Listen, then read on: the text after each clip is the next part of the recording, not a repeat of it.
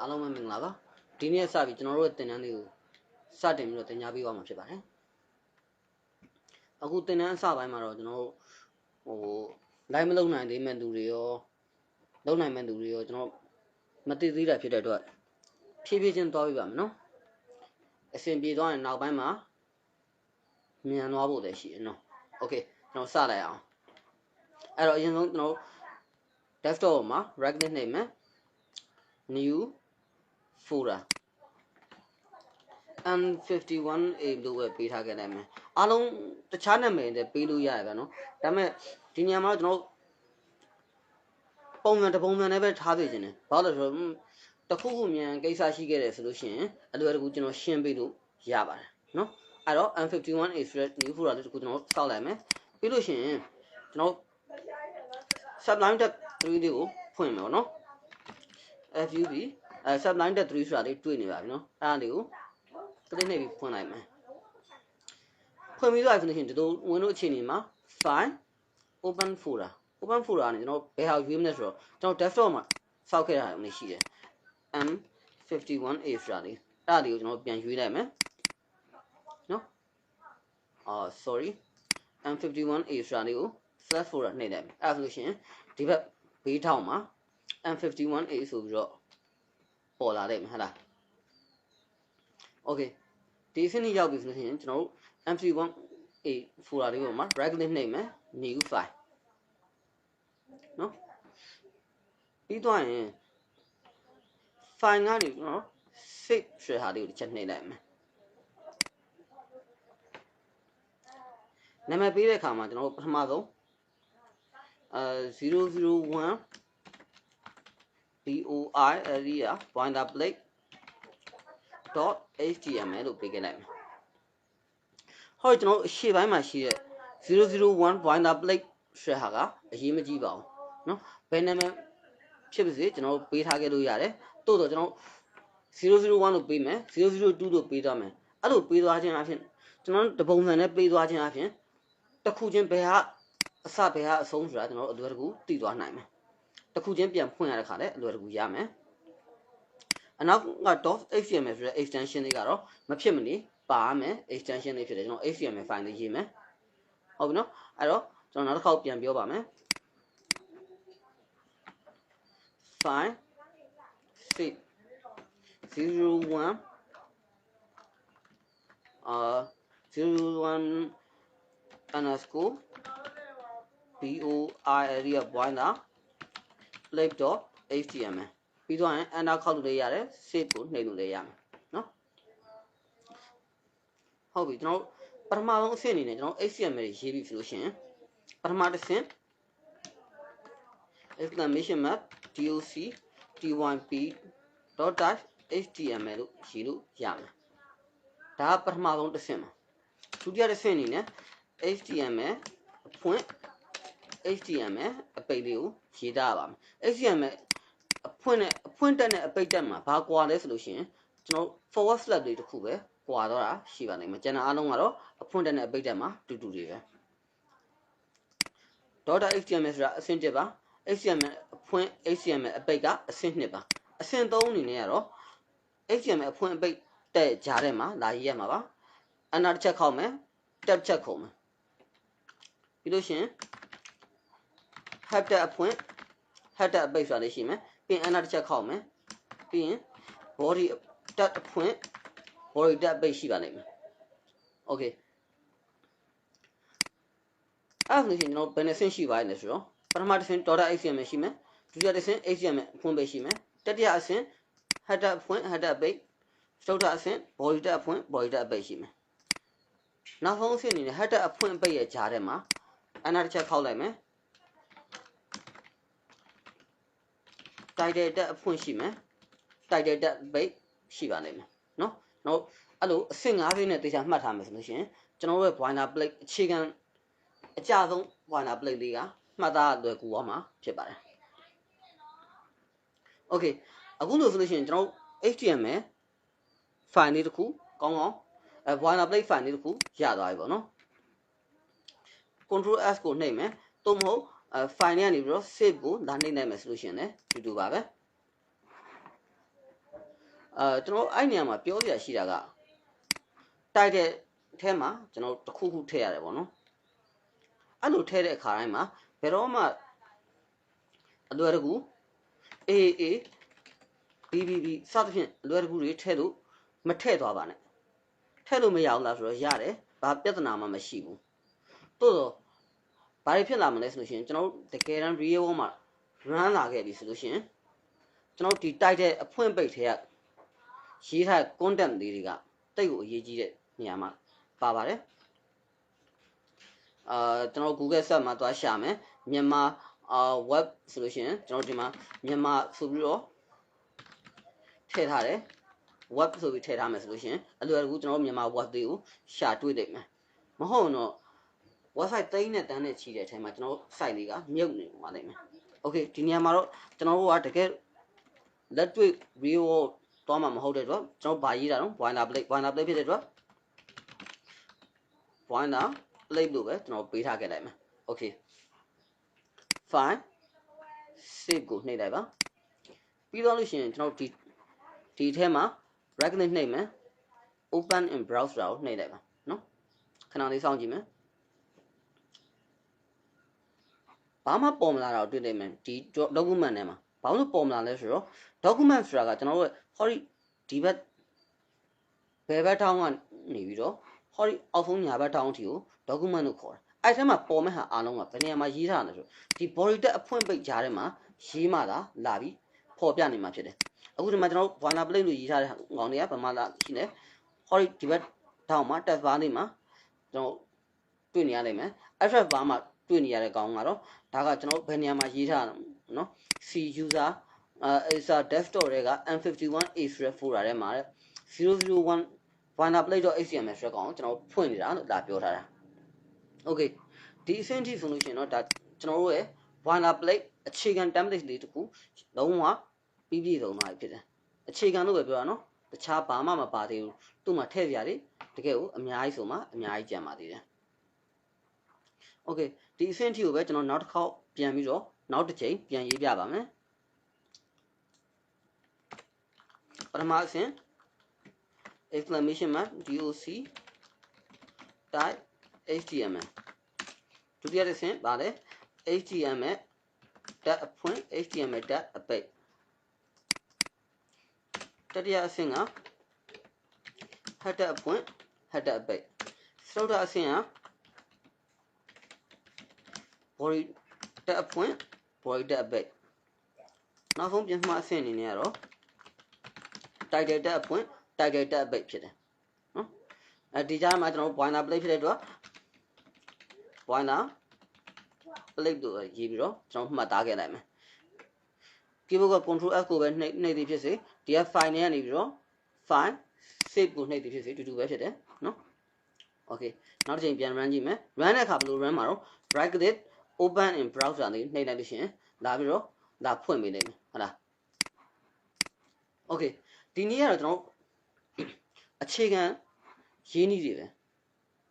တိုးတော့ကျွန်တော်တကယ်တမ်းတက်တွေ့ရေးတဲ့အခါမှာဟောတဲ့လိုမျိုး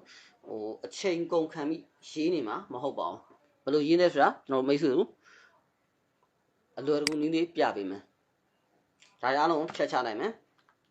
html လို့ရိုက်မယ်ပြီးလို့ရှိရင် keyboard က tab key လေးကိုတစ်ချက်နှိပ်လိုက်မယ်ဆိုလို့ရှိရင်ကျွန်တော်ရေးရမယ်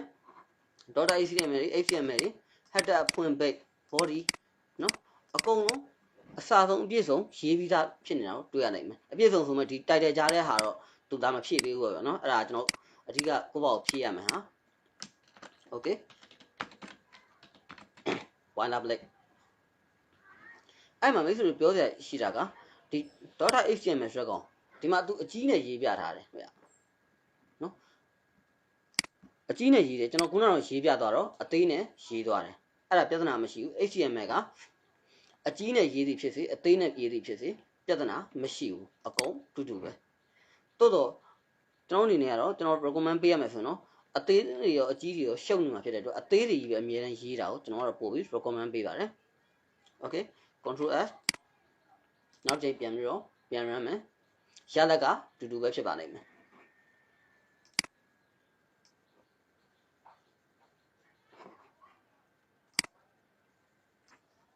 okay ကျွန်တော်အခုနေဆိုလို့ရှိရင်တော့ဘာမှမပေါ်သေးဘူးအဲ့တော့ body tab ထဲမှာကျွန်တော်တစ်ခုထည့်ပြီးတော့ဖြည့်ရေးပြပါမယ်ဒါကို pdat လို့ခေါ်တယ် pdat ဖွင့် pdat အပိတ်တော်ဒီ boiler plate မှာ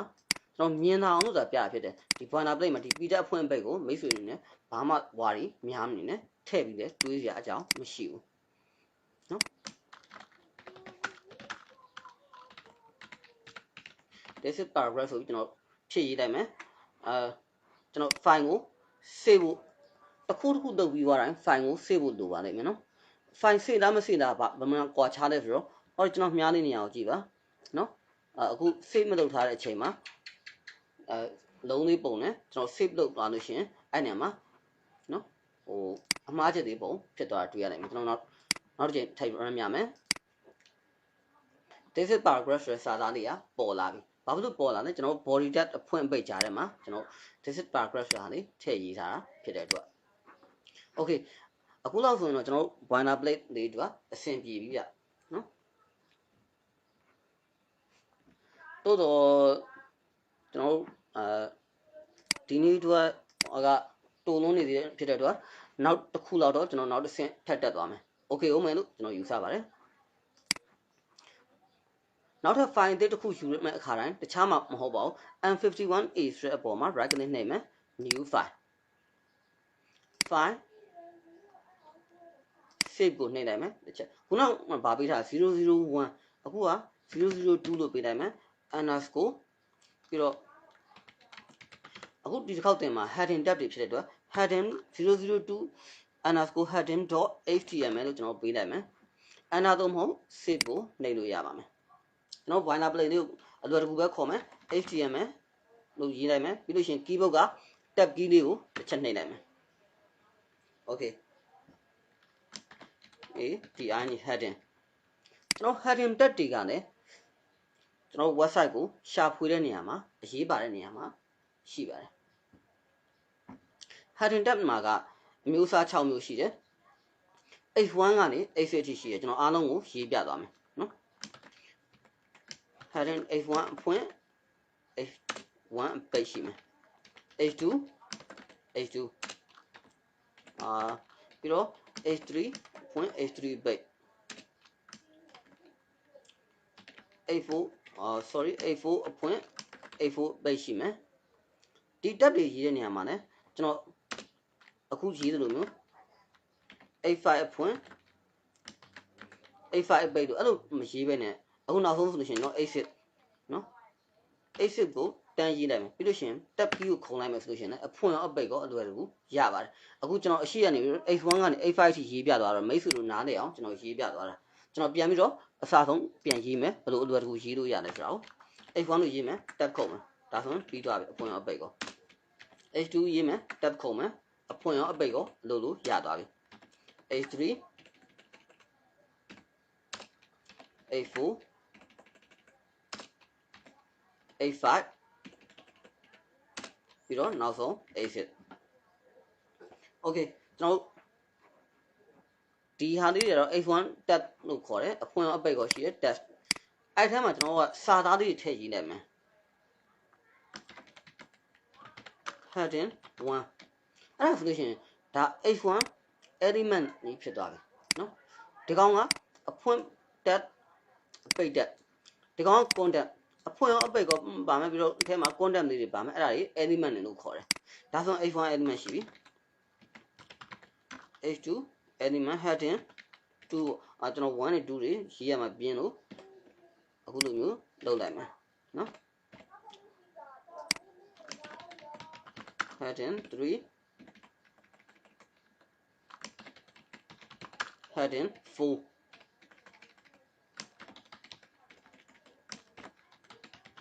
heading 5 heading 6နော်ကျွန်တော်ရေးတာတွေပြီးသွားပြီဖြစ်တဲ့အတွက် file save လုပ်မယ်ပြီးသွားရင် right click နှိပ်မယ် open in browse တစ်ချက်ကြည့်အောင်ကျွန်တော် heading တက်တွေမှာ H1 to H6 ရှိပြီးတော့ပထမဆုံး H1 ကစလုံး size အကြီးဆုံးဖြစ်ပြီးတော့ H6 ကစလုံး size အသေးဆုံးဖြစ်နေတာတွေ့ရလိမ့်မယ်ပြီးတော့ H1 to H6 အားလုံးမှာဘိုးတင်ထားတယ်ဆိုတာဖြစ်နေတယ်ဘိုးတင်ထားတယ်ဆိုတာရိုးရိုးစက်လုံးထက်စားလို့ရှိရင်အယောင်လေးထူနေနတ်နေတာကိုပြောချင်တာဖြစ်တယ်နတ်တယ်လို့ပြောရင်တော့မမှန်ဘူးဗျအယောင်လေးကာလာလေးထူလာပေါ့ဘာလို့လဲဆိုတော့သူဒီနေရာမှာအနက်မဟုတ်ဘဲနဲ့အနီဆိုလို့ရှိရင်အနီရောင်လေးထူလာတာကိုတွေ့ရမှာမလို့โอเคကျွန်တော်ပြီးတော့ပြောချင်တာကဗျကျွန်တော်ကိုယ်တိုင်လည်းမတိသေးခင်ကာလမှာအဲ့လိုသုံးလာခဲ့တယ်တကယ်တော့မဟုတ်သုံးလာခဲ့တယ်ဆိုတာဗျwebsite တစ်ခုမှာ heading 1ဖြစ်ရမယ် H1 ဖြစ်ရမယ်ကောင် H1 ပဲပေးရမယ် H6 ဖြစ်ရမယ်ကောင် H6 ပဲပေးရမယ်ကျွန်တော်တို့အရင်တော့ဆိုလို့ရှိရင်ကျွန်တော်ကမတိသေးတဲ့ခါကျတော့စလုံး site တွေသေးကျင်လို့ရှိရင်H1 သုံးရမယ်နေရာကိုကျွန်တော် H3 သုံးလိုက်တယ်အဲ့လိုမျိုးမဟုတ်ဘူးဗျတကယ်က H1 သုံးရမယ်ကောင် H1 ပဲသုံးရမယ် H6 သုံးရမယ်နေရာကျရင် H6 ပဲသုံးရမယ်နော်စလုံး site သေးတာကြီးတာကြိုက်တော့သေးအဲ့ဒါတွေအားလုံးကိုကျွန်တော် CSS style တွေမှာကျွန်တော်သွားပြင်လို့ရတယ် H1 သုံးရမယ့်နေရာကို H1 ပဲသုံးပါ H6 သုံးရမယ့်နေရာကို H6 ပဲသုံးဖို့လိုအပ်ပါလိမ့်မယ်နော်ဘယ်နေရာမှာ H1 သုံးရမလဲဘယ်နေရာမှာ H6 သုံးရမလဲအဲ့ဒါတွေကြတော့ဗျနည်းနည်းတော့ပြောရပါဖြစ်တယ်ခေါင်းစဉ်ကြီးကျွန်တော်စာရီမှာမြန်မာသားမှာဆိုလို့ရှိတယ်ဗျခေါင်းစဉ်ကြီးခေါင်းစဉ်ငယ်ခေါင်းစဉ်ကိုယ်အစုခေါင်းစဉ်အပိုက်ခေါင်းစဉ်စာပိုက်ခေါင်းစဉ်စသဖြင့်9မျိုးသား10မျိုးသားမသိအဲ့လောက်တော့ရှိမယ်အဲ့ကျွန်တော်လည်းအကုန်တော့အလွတ်မရတော့ဘူးပြောချင်တာကကိုယ့်ရဲ့ခေါင်းစဉ်အပေါ်ဆုံး heading ဆိုလို့ရှိရင်နော်ခေါင်းစဉ်ကြီးဆိုလို့ရှိရင် H1 နဲ့ရေးပေါ့ဗျာနော် set heading တွေသူ့အောက်ကနေ heading ထပ်ခွဲသွားဆို H2 နဲ့ရေးပေါ့ဘယ်လိုမျိုးရေးရမလဲဆိုတော့ကိုယ့်ဘာကိုအတွေ့အကြုံကသင်သွားပေးနေမယ်နော်โอเคဒီနေ့ဒီနောက်ဆိုလို့ရှိရင်ကျွန်တော်တို့3လောက်ပြီလို့ယူဆတယ်